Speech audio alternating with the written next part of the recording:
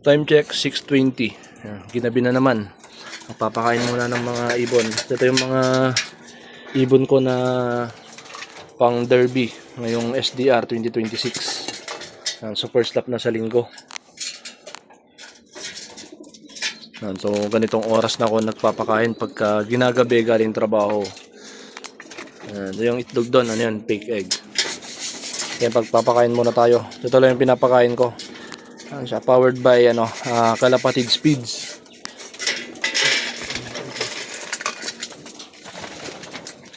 Actually madami yung yung binigay ko ngayon kasi konti lang ako pag magpakain pag umaga.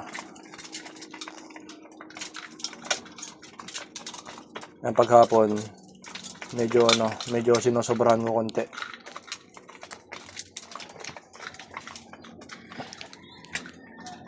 Yan, ito yung gamit natin yung patuka. Kalapatid Speeds. Available yan, available here.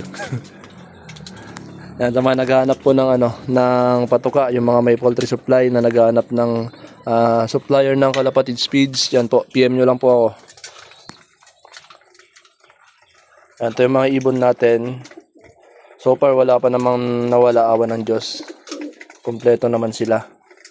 5 dun sa isang club, tapos dun sa isa 3. Yun na yung panlaro natin.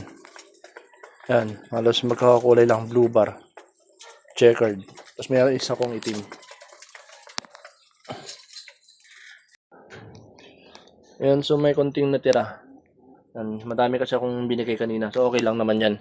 Yung brown na yon, siya, hindi siya dumi. Bali, to, powder na hinahalo dun sa sa pagkain, dagdag yan, supplements. Ito yung mga ibon natin. Yan, relax na sila. Tapos papasubukan natin ng supplements mamaya.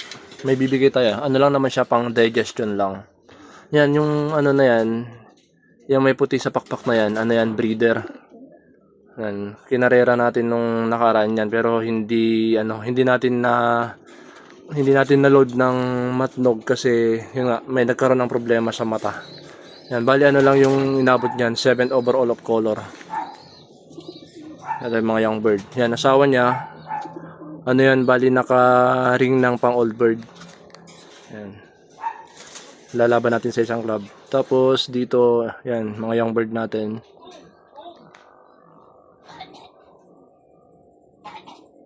Yan, breeder ko yan. Nilagay ko lang dito para asawain niya yung isa. Pero yun, yung nililimliman nun, fake egg lang yun. Yun, konting video lang.